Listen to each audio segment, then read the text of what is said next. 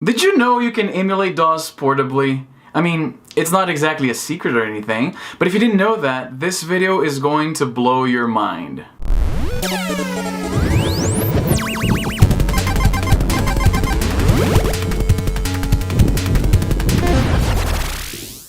If you grew up in the 80s or 90s and you had a relative who worked with IT, there is a good chance DOS games in your childhood were like this.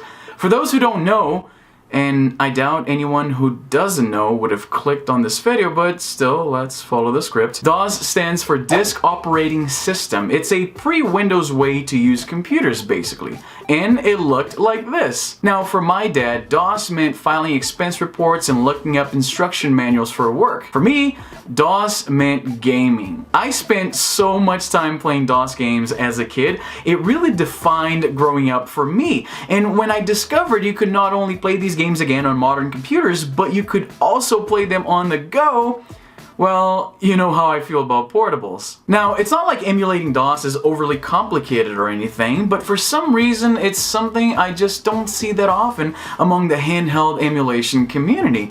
And I want to change that. Also, I'll be using a GPD XD Plus for this video, but these steps work exactly the same way on pretty much any Android device. You can even do everything I'll show here with something like this, a cell phone and Bluetooth controller combo. Having it all in one package like with the GPD XD Plus just makes things a lot easier. Oh, and by the way, speaking of controllers, you remember that a lot of these games were originally designed with keyboards in mind.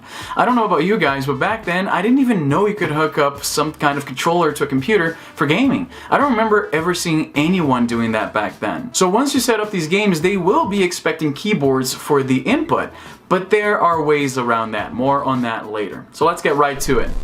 Alright, so right here, as you can see, I have a GPD, my desk, I cleaned this thing before I started, I thought. I have right here a GPD XD Plus with Duke Nukem 3D. Now, this is a bad example because Duke Nukem 3D is one of those things that gets ported to pretty much everything. So it doesn't make a lot of sense to go through all the steps I'm about to show you just to play Duke Nukem. There are far easier ways to play this on, again, anything. It's just I felt that the video would be lacking if I'm talking about DOS gaming and Duke Nukem 3D doesn't show up at least once. So the first thing you're going to need is an app called Magic DOSBox. It's not the only, it's right here in the corner. It's not, oh, and by the way, this setup here, the way I got my GPD XD Plus looking like this, I have a video explaining exactly how you can do this to your own if you happen to have something like this or any Android device that you're going to be using primarily for gaming. I'm going to leave a link over there in the card, right there somewhere. Anyway, so you need an app called Magic DOSBox. It is by far the most worthwhile app for this task, so go ahead and buy it, you won't regret it. So once you boot it up for the first time, you're going to be greeted by the app asking you what theme you want to use. Now, for the purposes of this video, we're going to be using the bottom one here. The bottom one here that I have selected is the standard theme. The top one is the fantasy theme. So again, to follow everything that I'm going to be doing here, you want to choose the bottom one. Otherwise, you're going to be lost. You're not going to be able to follow the instructions. So we're going to choose that. Now, as you can see, I already have a few games installed here. I'm going to show you how to install a game from scratch. Now, the first thing you're going to need is, of course, a copy of these games. Now, when you're going to find these games, I'm not saying that you need to find an Android copy or some file that has been prepared in some way to work on Android. No. You're going to find the original files. If you happen to have these files on a disk somewhere, on a CD, on your computer, you can use those files, like the ones that your computer would read. So once you have the files for the games you want to play and you transfer them over to your phone or your GPD XD or your tablet or what have you, now you're going to install the games. You're going to be telling this app where those files are. You're going to press this plus sign here, and then I'm going to bring it a little bit closer. You see how there's three options. New game, a little bit closer still. New game is the one you want, so let's tap that. So the first one here is title. You're going to choose the name of the game. So let's say Jackrabbit. There we go. Jackrabbit. Okay. Now you're going to tell the app where the files are. You see how it's directing to a different directory here? It's going to Death Rally, another game that I was trying to set up. Let's tap choose, and then let's go back here a little bit. So here you have the files that I have on my GPD XD Plus, and I'm going to scroll down here and you see Jazz right there. That's the one I want to add. So I'm going to tap here, and that's what it's going to think. It's my C drive. Now it's going to look for a program to run in that directory, main program. You're going to tap choose here. Those are the applications I have in there. Jazz.exe is the game. So I'm going to tap that, and that's pretty much it. You're going to hit OK there. Now you see Jazz Jackrabbit here. Now that looks kind of boring. You see how I have the covers here for the other games? I have Command & Conquer, Red Alert, Dark Forces, and Heroes of Might and Magic 2 with the box art and everything. This is very easy to do. You can just tap and hold, and you're going to go to Edit. And then if you tap here on this side here, you see this little thing? That's where you're gonna choose an image to be the cover art. I don't have one for Jazz Jackrabbit because I didn't think I had when I went to do this, but it's fine. You can just download one off the internet and use that as cover art for your install of the game. So now I have the game right here, and I should be ready to run. Let me turn up the volume here. I'm gonna tap that, and it's gonna go into DOS, and here we go. I'm not sure if you can hear it. Turn it up. So there you go, you have Jazz Jackrabbit. Seems easy enough so far, right? But there is a bit of a problem. Now I think it might be too loud. So here you go, Jazz Jackrabbit. For some of you, this might bring up a lot of memories. Now, I'm not a huge fan of Jazz Jackrabbit myself. I was one of the guys that thought, it's kind of like a Sonic knockoff, but I know a lot of you guys love it. So anyway, now you're gonna try to play it, and so the D-pad works right off the bat, but you'll find that none of the other buttons work.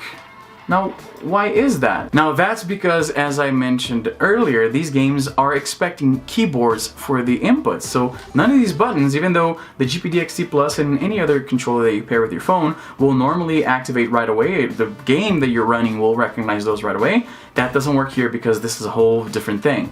So what you're going to do is press the, I'm not an Android guy, so I'm not actually sure what this is called, but it's the button where you press and hold to bring up menus. So if you press and hold this on the GPD XD, you'll see here, I'm going to bring it up a little bit closer. You have input mode, general settings, and keyboard. You're going to go into general settings, and then you're going to select, where is it? It's right here. You see there? Gamepad and tilt. If you tap this, now you're going to be mapping the physical buttons on the GPD XD Plus or your cell phone and controller combo to keyboard actions. So first of all, you're going to enable that on the top here. Now it's enabled. So now let's assign this. Now, here's the thing. How do I assign controls to a game that I haven't played in forever? I don't remember what the controls are. Well, no problem. What I have right here is a copy of the PDF file of the manual for Jazz Jackrabbit. So you have here that control is jump, space is shoot, left and right to run, up, Jazz looks up, down, Jazz ducks, Alt, cycle through your arsenal. So now all I have to do is use this as a reference. So bringing back my GPD XD Plus, I'm going to go into gamepad buttons. It's unassigned right now. So I'm going to tap the plus to add a command. So to jump. Now jump normally would be this button right here. So that's what I want. I'm going to press that. Magic DOS box recognizes the input. I'm going to hit OK. And I'm going to have to assign that to something. So I'm going to hit here. So I'm going to go into key. So that means that when I press down, I want him to jump. So I'm going to map that to control, because that's jump. So now in this big list of keys here, I'm going to find control, which is right here at the top. See here? L control, left control. I'm going to tap that. So now A is going to correspond to jump. Now I also need to shoot, which is, according to the manual, I'm going to bring it up here again, is space, the space bar. So I want to shoot with this button right here, the X. So I'm going to tap the plus again. I'm going to hit X. I'm going to hit OK, and then it's saying none. I'm going to go into key, and so I want this to shoot. Shoot again is the space bar, so that's going to correspond to the space bar. Where's the space bar? I can barely tell. Okay, so the space bar is right here. I'm going to hit that. Now what else do I need? And I also need to cycle through, which is going to be Alt. I'm going to have that as Y. So again, press the plus, press the button that I want to map, hit OK, and that's going to be Alt. So key, and Alt would be here. So now, let's see if this works now. Oh, also, one thing. Depending on the game that you're mapping the controls to, things are going to be completely different. Like, one game does something when you hit control, another game has that feature mapped to spacebar or whatever. So you have to do this. When you first set it up, you're going to have to do all of this. It's annoying, I know, but you only have to do it once, and then you never have to do it again. Now, two buttons that I would always map to the same for every game, no matter what, is Enter and Escape. Because Enter is going to be confirming things you do, and Escape is going to go back to the menu you were before, usually. So I map these two to L3 and R3 here on the GPD XD Plus. So that's going to help me navigating menus. That's going to be my Enter right there. And this one There's going to be my escape. That makes navigating menus super easy, and if you do that for every game, that's going to be consistent across the games. You're not going to be lost trying to figure out what you map to what. I'm pretty much all done. Let's see here. And here we go. So I'm jumping here, and I'm shooting when I do this. So now I can play Jazz Jackrabbit with a controller, which is really something that most people didn't even do back then. But there you go. Like I said in the beginning, you can do the exact same process for something like this, a cell phone paired to a Bluetooth controller.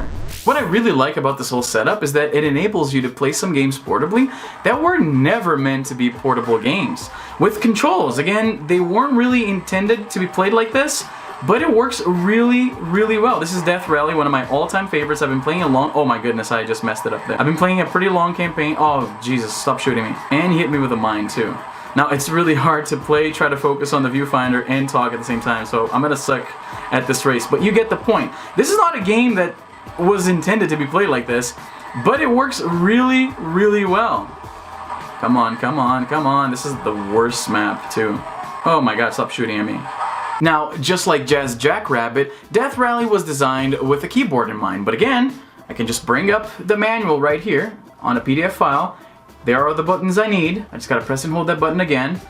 General settings, gamepad and tilt, and of course it's already all mapped out here, but that's how you would then assign buttons to keys. And that's how you play DOS games portably. Like I said, this is not something I come across very often in the portable emulation community, and I would like to see that change. So if there are a bunch of DOS games that you've been meaning to revisit, why not like this? I hope you guys enjoyed this video. If you did, make sure to subscribe to the channel. There's stuff like this here all the time. Let me know where you guys are from. I'm always very curious to find out where you guys are watching this from. Follow me on social media. I post a bunch of behind the scenes stuff over there on Twitter and Instagram. I think you're gonna like it. And that's all the time I have for today. I'm Izzy, and I'm done.